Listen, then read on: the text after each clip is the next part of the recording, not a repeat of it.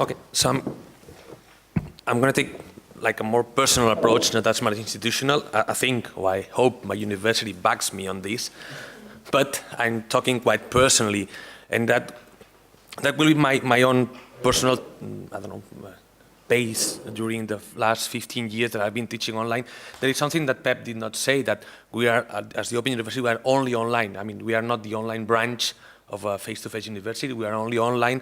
So for us, going online was something that is on the design. So I'm gonna speak about what comes next, or at least my concern, which is when I'm not there, what happens with my students. 95% of our students are already working, they have their own lives more or less set. So what happens when I'm not there as a teacher, as a mentor, as something that is going beside them? So this is my concern. This is my students, or this could be myself. I mean, I consider, as someone said before, that being a teacher is both being a researcher, being a teacher, and being a student oneself, or a learner. So, and I think that there are 4 things that I want to try that my students reach or achieve. First one is that they realize that there is a sort of a network, which I call it the topic, the discipline, call it whatever. I mean, it's the people that are working on their field. In my case, or one of my cases, it's e-government, for instance. So I try to make my students realize that out there, out the university, outside of Ismael, who is very good in e-government, there are people that are talking and working in e-government. But there's another thing, this does not happen isolated, it happens in a context. Call it neighborhood. If it's e-government, it's libraries, it's the government, it's IT people, it's civic centers. There are many people that are not working exactly in e-government, which is the first network, but they are working with the same people that will have to deal with e-government, for instance. So one of the things that I want to try, or I want really to succeed in, that is that my students realize that whatever they do happens in a context. And for me to do that means that I have to belong to that context too. I have to have friends in the government, friends in telecenters, friends in libraries, friends on acknowledgements, call it whatever. But this does not happen just only a discipline and in a context, but in a way that is a methodology. So I use tools that I want my students to use that are not necessarily confined to a discipline. If you use statistics, or if you use qualitative analysis, there are other people in other disciplines that are using that, and that are making advance these tools. So again, I want to try my students to reach out and find out who are the guys that are using these same tools and be part of that network. And last, they're not alone. So there are many people that are like themselves, working on doing research or learning this kind of stuff. And for me, it's important that this network of peers, it's embodied in something, or it's not tacit, but it's explicit, because it helps them to know who they are, to diagnose in what stage they are, to realize or to define very well their own goals, and to set the path from their needs to their goals. And this is not only, but having a network of peers helps a lot on this sense of community and putting things together. This is the theory. So I want my students to realize that there are these 4, you could drive 5, or you could draw 3 networks. These are my one. But I'm trying to make them realize that these things. How do I do that? Okay, I'm going to challenge all the institutions, the educational institutions. Challenge means not that I say that they are not valid anymore, but that they can be unfolded, because we have new technologies, we have digital technology, we have digital spaces or digital platforms that help me to unfold, for instance, what is an educational center. An educational center is like 4 walls at a given time. So going online means that time and space are no more relevant. So I try to tell my students, tell means you can have a digital forum and then we can get rid of time, or you can have digital access to a digital campus and we can get rid of space. That's my idea of going online. It's not for the sake of many other things that have been said, but for me that you can realize that you don't need to be at the same time and at the same place to learn or to work or to be a person or to be, I don't know, having relationship with other people, whatever. Second thing is the idea of classroom, of the cohort. We are used to deal with our students as closed groups in closed spaces. For instance, one thing that I do is I teach through Twitter. Not only through Twitter, I also use Twitter. And the idea is not using Twitter just because, but because there are many people using Twitter, for instance, in government. The idea that they can go on Twitter means that instead of having like 20 people in my classroom dealing with one topic, it just happens, and it's a real example, that there are almost 200 people talking about that issue. This means that we build a community, even if it's very ephemeral or very trivial, but there's a real community out there, and it's a real one, which transcends the idea of the closed group that goes from course to course and subject to subject. They open up to other people, other institutions that are doing the real thing on Twitter. And Twitter is just an example. I will do more examples after.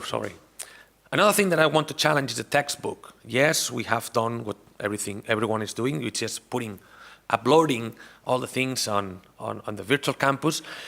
But why not create a wiki altogether? If we want to discuss a law, for instance, the law on electronic commerce, why should I explain everything to my students? Why should I point them to something that some savvy guy has written? Why not themselves analyze the law and all themselves collaboratively write their criticism on that law? That means what for me means transcending the textbook. There's a textbook, there's the law, there's how to analyze a law, but instead of saying, look, this is the pros and cons of this new law that the government is trying to pass or that just passed, I make my students do that.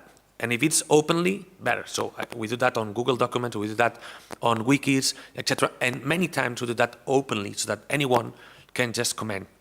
So the idea of transcending the textbook means that on the one hand, we can deal with real issues. And the second thing is that instead of, now that we have the possibility of doing that very quickly and very cheaply, that anyone can contribute.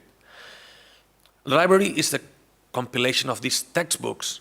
What I mean by getting over the library means that, yes, there are some clever guys, just like Pep, that spend all their time putting things together. But I'm sorry, Pep, you are not the most relevant guy in e-government. I know you do your best, but there are many people out there that are putting things together. For instance, on SlideShare, if you go on SlideShare, there are many examples of people that have uploaded PowerPoints. Some of them are crap, but some of them are very good.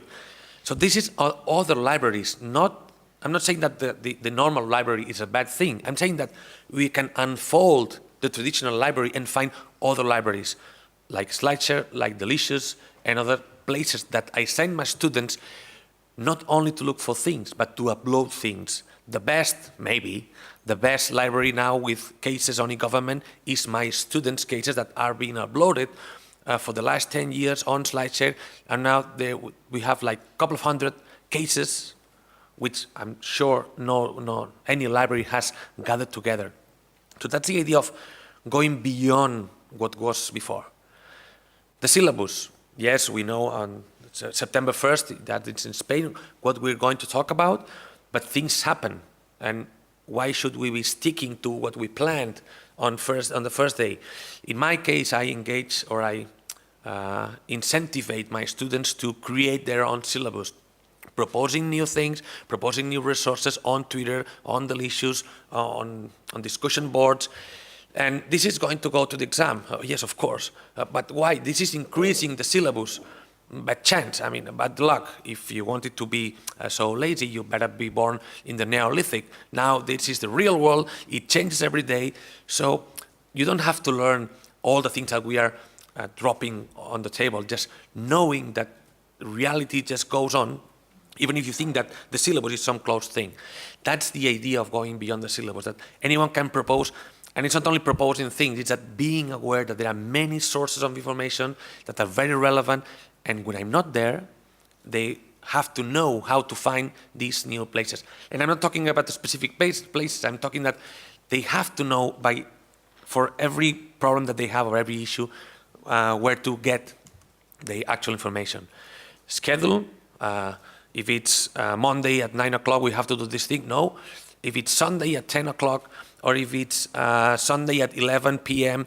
and the Italians are voting on something which might be relevant for everyone else, yes, you have to be learning that. But this makes of me a 24-hour student.